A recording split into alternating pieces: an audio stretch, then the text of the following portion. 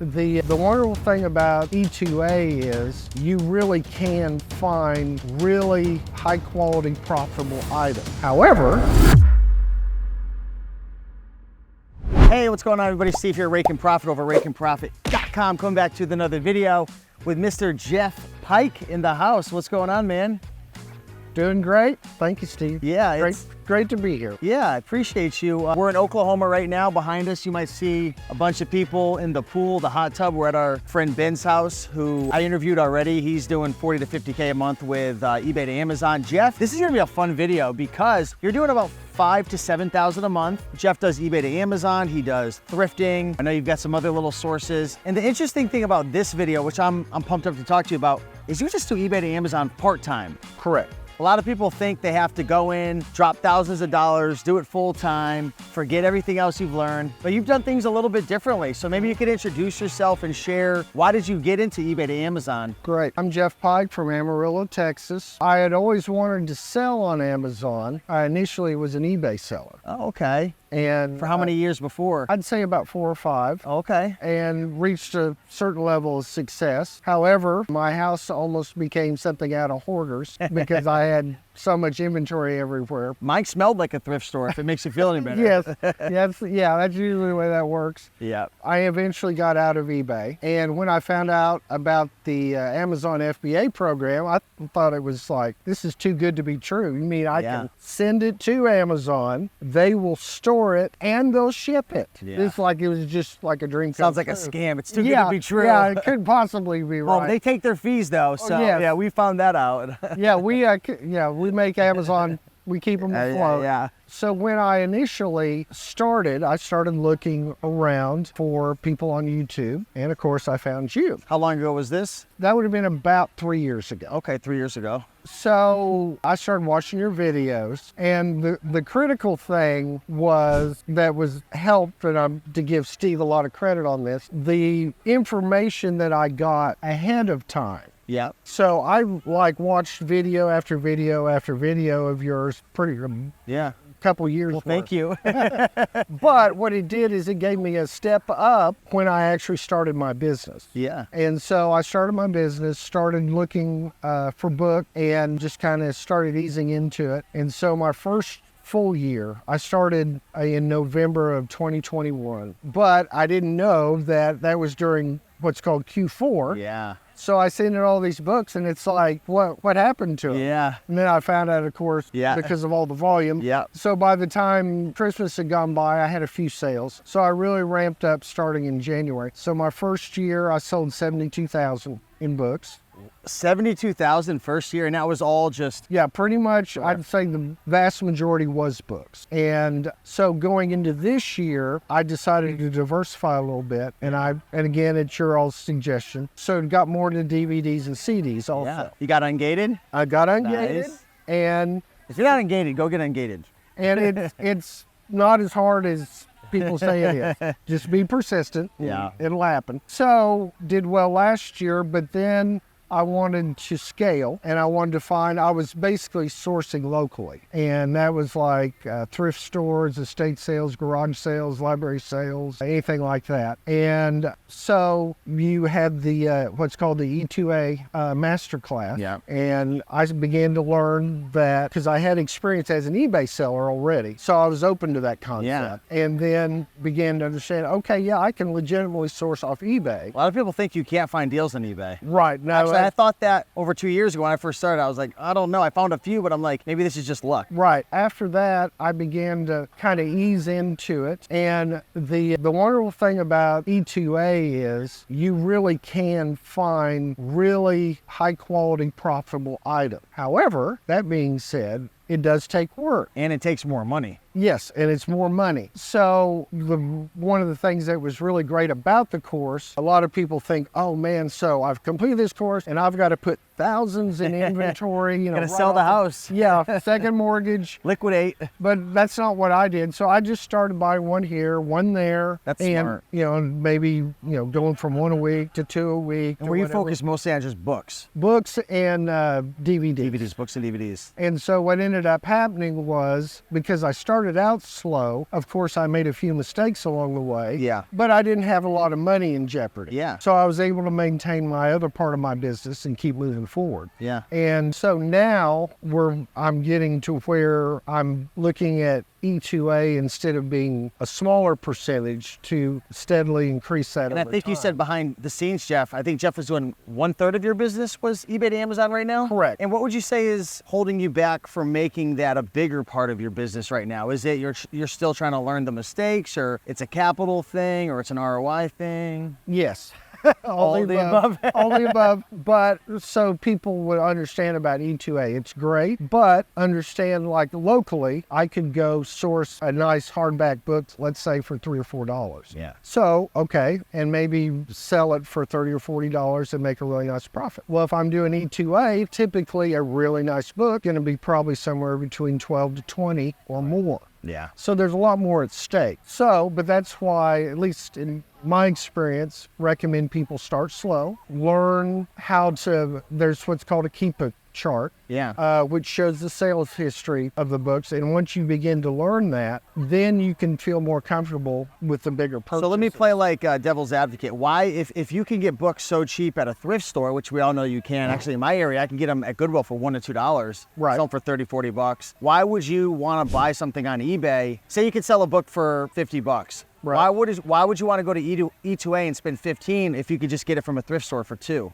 Just very simply time, because you spend so much time out sourcing. Perfect example was this past weekend. I went Friday and Saturday and maybe had 25 items, which isn't bad. Yeah. But just by a very fortunate happenstance, I happened upon a huge pastor that was retiring. He had his whole garage full of books. Yeah. Which was like a once in a year type deal. Yeah. But let's just say, for example, I had not found that particular sale. So I would have been out in the field probably 7-8 hours. Yeah. And I have 25 items, which isn't horrible, but by the same token, I can sit down and look through eBay and I can have probably more than that numerically, and they're highly targeted. Yeah. And I know they're profitable and I don't have to leave my home. So you pay a little bit more, but you get to work from home, work anytime you want, be a little more specific, research more with Keepa, make sure the buy box statistics, everything looks good. Exactly. Yeah. And it's the same reason here as well. I mean, if I could only thrift and just do thrifting, I would if I could.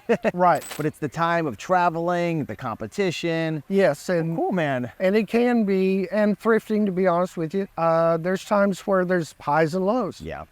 Some weeks. E2A sometimes too. Yeah. I mean, now let me ask you, how are you finding most of your items now? Is it a replens list, a leads list? Are you doing what I used to do when I first started before I made the masterclass? I would have the Amazon seller app and I would open up eBay and I would just scan the covers. Are you using software? Like how do you find your books and DVDs? So I'm doing a lot from my replans list. So I'm doing that. I'll just give a tip, for give example. Give it away, yeah. So just by complete happenstance, a friend of mine bought a used car. And so I have experience in auto repair. So he wanted me to help him work on it. Well, of course, I had to buy a Chilton's repair manual for it. Well, so I love those at garage sales. Yes.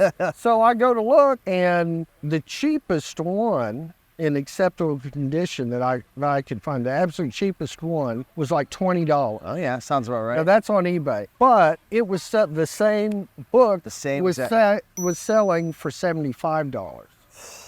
So that does happen. So that is an example. I went because I'd already sold Chilton books before, but I didn't really make the connection. Yeah. So I was like, okay, if one of them's good, then let's go through this whole list and check back and forth. Yeah. And so I ended up finding about 10 of them that were profitable. Do you still flip those till this day? Yes. Yeah. Yeah, still do. But that's just an example of... And it's wild. I mean, that could be a little extreme, 20 to 75, but those deals are out there. Right. I've found items, I'm not even kidding, before for 100, not books, but like electronics, and flip them for 300, 400 bucks. Right. They're out there. Yeah, and of course, like you said, not all of them are that high of a profit. Yeah. But as you get going, you'll get more used and understanding your ROI or return on investment and comfortable in where you feel what's the profit that you'll So I'm make. curious, a replans list, can you share, because Jeff said he uses his replans list. What is a replans list for someone who's watching and they're like, that sounds cool, what is that? So you as an Amazon seller, especially as a bookseller, have a built-in advantage over other people if you keep track of what you've sold. Because to date, I don't know the exact number, but I've sold probably somewhere around between 5,500 to 5,700 books so far. Let's go. So what that translates into is I have a list of 5,700 books that are sellable. And that you don't have to rely on data from Keepa to say, oh, well, this is the history. I mean, you obviously want to look, but you're like, Yeah. I sold this. Yes. Let's buy it again. So even if, for example, let's say half of those aren't profitable, Yeah. that's still 2,500, 2,600 books Yeah. that's just there that I can. So if all I ever did was take Yeah. that list and compare that on Yeah. eBay, then I've got a surefire way for consistent sales. I feel like I'm talking to over and over. Joji Davenport right now. Do you follow Joji at all? Yes, I You do. sound like Joji. I love it. Hey, if you guys aren't following Joji Davenport, follow him for some good free 99 info on YouTube. Yes, I watch Joji Yeah. every week. Yeah. So he's amazing. Well, that's cool. Let me ask you, are you selling new or used books? Predominantly, I would say for those that don't know, unless you have a receipt, it's not good to sell books new. 100%. Don't do it. Don't sell it new unless Do you have an not- invoice. Yeah. Amazon's extremely strict I've about known that. people who've gotten in trouble with that. Right. Yeah. So it's better just to sell used. And people are like, well, what if you have a new book? Well, I sell it as like new. Okay. And so typically also what happens is kind of pleasant is a lot of time I've gotten several reviews where the people are like delighted. It's like, this wasn't like new, this is new. Yeah. And so I got a good review off of it. Now I want to ask you one more question before I just invented this new thing in these E2A mastermind interviews. I just did it with Ben. We're going to do a speed round, but I want to ask you one question first. Okay. How excited are you for Q4, man? Oh, fired up. Fired up. Are you going to set a record? You think you're going to pass 72,000 in sales this year? I should, yeah. Yeah. Last year, won't go into a lot of detail, but as with anything, there's a learning curve. You have to learn how to buy, what to buy, how to get it ready, and the timing. So I've been in the process trying to get as much of my inventory done by the end of this month. Yeah. Sent in. Heck So yeah. it's good to go for Q4. I'm so excited for Q4 myself, so I'm asking everyone here. So let me hit you with some speed round questions. So the way this works is I don't want you to overthink what I ask you. I want you to just share like the first thing that comes to your mind when I ask you a question, okay? Okay. And I don't want you to be biased. I want you to be 100% honest, right? I know this is an E2A mastermind, but if there's something you don't like, just be honest, okay? Mm-hmm. All right, so first question I'm gonna ask you, and it's not all E2A, but it'll be around that. Keepa, do you pay for a Keepa subscription or not? Yes, absolutely. Okay. What is your favorite #1 software you'd recommend for someone who wants to source and they maybe want a software, they want to source eBay to Amazon? I would probably Keepa or also Flip mine. Yes. Keepa for A to A flips. Right, Yeah. and Flip mine for E2A. Yeah, I think FlipMine's like a fantastic software. Right. I love FlipMine. Yeah. Yeah, what they've done is just, that didn't exist Yeah. years ago. And when I was doing eBay, eBay had, you may remember, Terapeak. Yes. Yeah. And now when That they still had exists, that, I think. but they had it in the phone. Oh, okay. And boy, that was amazing. Yeah. You could go and look up stuff. Now they don't have it in the phone, but the amazing thing about FlipMine is you have access to all this eBay information. You can set your filters to the how much you want to pay. Yeah. All these different things, and it's just astounding how much information and targeted profit you can get. Do you flip textbooks from eBay to Amazon? And this is we're in a speed round right now. Yes, but I have to research them before I even buy. Okay. For those that don't know, there's something called an IP alert. Amazon is very strict about their textbook sales because of fraud, Counterfeits. because of counterfeit. So before I buy, I look it up in my Amazon seller account. I actually look it up there and then look, am I, accepted or am I restricted from selling that particular Understood. book? Even if I am accepted to do it, I still check IP alert.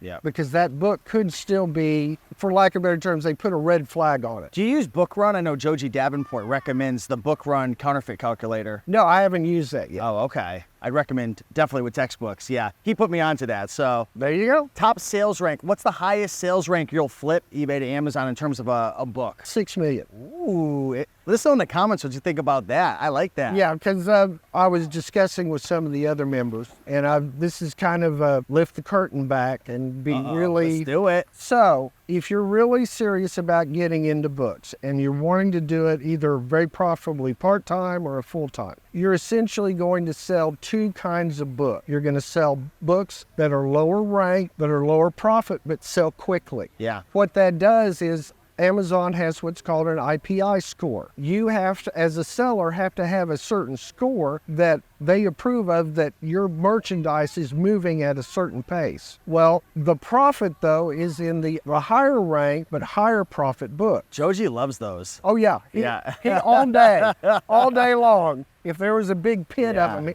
like he'd jump into them and just swim around. Did you happen to get Joji's Christmas list? I know he did some type of... I saw it. I haven't looked at it yet. Yeah. Well, I'll see if Joji could drop a link for that. He put together some like Christmas books to flip during Q4. I heard a lot of people have been enjoying that. Oh, yeah. Yeah. So the reason I say that is if you are selling the books that are lower profit, but they move quickly, that gives you the room and the ability to have those other books and have the ability to wait those out in order to make higher profit. Understood. What's the lowest profit you'll flip? And let me know in the comments as well for everybody. What's the lowest profit book you'll flip eBay to Amazon? What's your bare minimum? Like you're like, I ain't gonna flip an eBay to Amazon book if I don't make how much money? What's your minimum? If the rank is outrageous, let's say it's 5 million. Okay, 5 million. Probably the minimum I'm going to want on that is probably around $30 to $40. Okay. Profit. But what if it's like a 500,000 rank? Probably around 5 to 8, somewhere in there. So you won't go less than 5, really? If it's absurd, let's say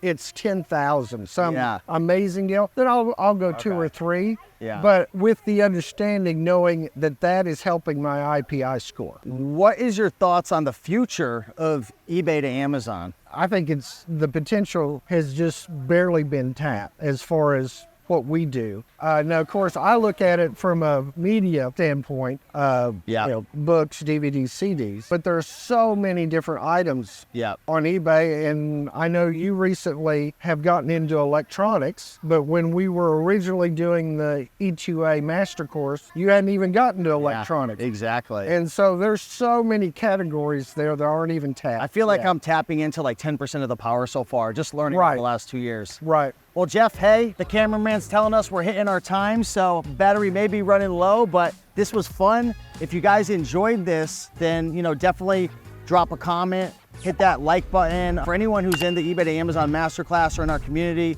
if you have any questions, tag us or Jeff Pike. You got some book questions. I know you're in there all the time, but yes, sir. Hey, man, thanks so much for coming out to Oklahoma.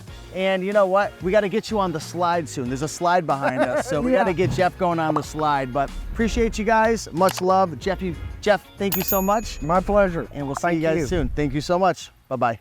Bye.